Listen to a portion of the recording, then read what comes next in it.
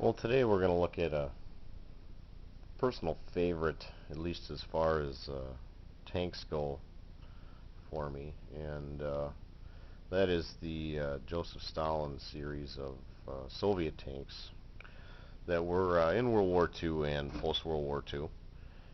This one I believe to be at least my favorite as far as aesthetics-wise, and that is the JS3 or IS3. A lot of times people refer to them as IS3s. But this is a Tamiya kit, 1/35th scale, and it's one of the earlier ones. Some of the later versions, the JS3 or IS3M, have some improvements. I'm not quite sure what they are offhand, but they do have some dissimilar improvements done to them. That's a post-World War II, but this reflects the current World War II production of the IS-3, but does so in a post-World War II paint scheme. So what I'm shooting for with this one is similar to a post-1945, before 1947, I believe, which is when they did the modernization of them. So it's painted in a Russian topside green, and that's the only palette that I painted it. You did get a rather sorted amount of decals to put on this, and because there are so many different types of Soviet tank regiments and how they're attached, there are literally dozens of combinations you can do, even such as a tank like this. You can even use these. I think all the Arab versions of the IS-3 are IS-3Ms when they sold them, but I'm not totally sure about that. So those decals you can get your hands on too. Although this kit purely has the World War II style Soviet decals to go with. But saying that, this is the box. It's Tamiya, quality product, and as usual, the quality product has a manual, and just like any Tamiya manual, they really are quite well thought out and put together logically. This particular one also comes with a crew. Well, I should say by crew meaning one, that he can sit outside of the commander's cupola. And I didn't add him because I'm not a fan of adding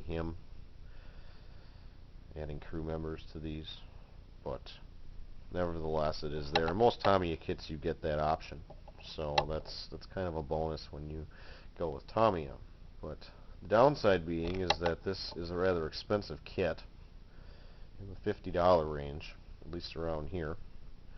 And the biggest downside with that is, although it is a remarkably well done mold, and you get lots of textures out of the mold, especially on the turret, and on the back here. So you can do lots of really great, easy weathering effects.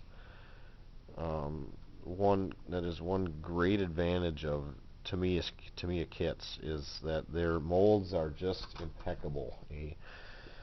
I would have to say a 9 or 10 out of 10, because they just there's not much to say other than it's awesome.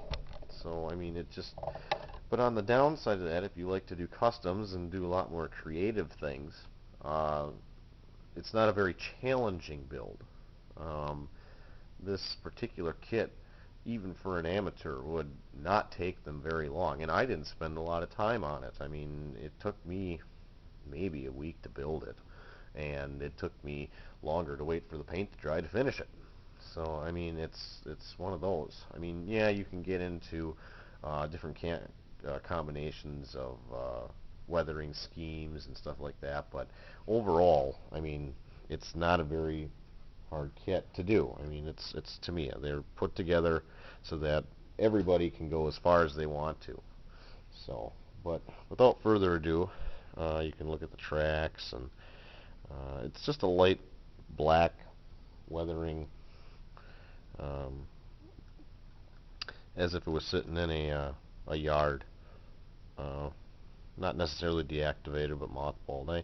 I used to do more things that were dirty some time ago, and I don't do them as much so dirty anymore because uh, I like the weathered look, but I don't like it so dirty, and that's why I don't. That's another reason I don't do dioramas anymore, is because the number one, the space, and number two, sometimes it just takes away from it. I think, and I like things that are a little more simplistic, so that's why I have a little more light weathering on my particular models.